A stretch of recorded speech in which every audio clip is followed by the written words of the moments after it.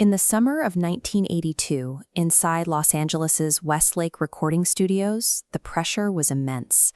Night after night, musicians and engineers chased perfection for an album that carried heavy expectations.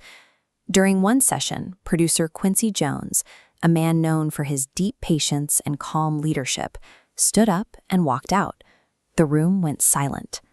The standoff centered on 29 seconds of instrumental music. Quincy argued the long introduction to a new track was a radio liability, fearing disc jockeys would tune out before the vocals even began. Michael Jackson refused to budge. He defended the slow build of bass and drums, explaining that the long runway was what made him want to move. He called it the jelly, the groove that made the track irresistible. Jackson protected the intro as a structural necessity. These 29 seconds built the tension required for the song's paranoid atmosphere to land. The song was Billie Jean. Jackson built the lyrics around the real-life experience of being stalked by obsessive fans who made false paternity claims against the Jackson brothers. To translate that anxiety into sound, Jackson utilized vocal semiotics. He used the physical, textural qualities of his voice, pitch, breath, and phrasing, to communicate an emotional state separate from the lyrics. This timeline maps the vocal melody, showing Jackson's restricted pitch range. Instead of smooth transitions, jagged note movements create instability.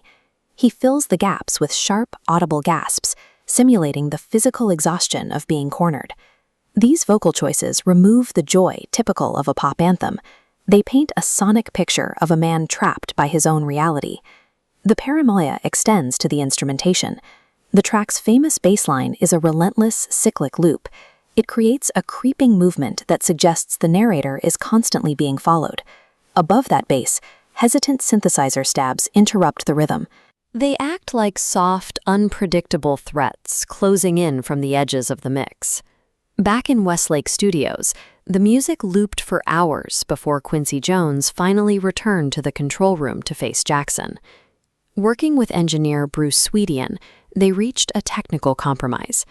Swedian trimmed the introduction just enough to satisfy radio standards without destroying the hypnotic buildup Jackson demanded. The surviving 29 seconds provided the minimum runway required to establish a dark sonic landscape before the vocals ever began. When the track released in early 1983, it dominated the charts.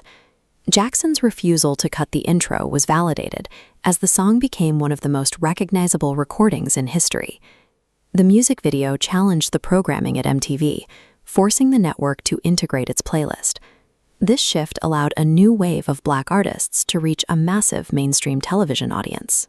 During the Motown 25 television broadcast, Jackson used the song's long, tense intro to debut his defining solo iconography.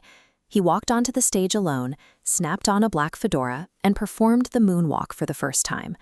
This performance fused the song's rhythmic tension with a new set of visual signatures: the black fedora, the rhinestone glove, and the moonwalk, creating the blueprint for the modern pop spectacle. The standoff over Billie Jean was the first indication of a shift in the balance of power between the artist and his producer. By the time recording began for the follow-up album, Bad, Jackson was no longer just a collaborator. He arrived with dozens of songs he had written himself and a vision for an ambitious 30-track project. This desire for creative control led to friction during the Bad sessions, as Quincy Jones pushed for discipline and a shorter track list. Jackson was now the primary architect of his arrangements and production, and he began to envision a future without a mentor. Billie Jean was the moment this transition began. By weaponizing musical tension to protect his vision, Jackson stopped being a produced star and became the autonomous architect of his own legacy.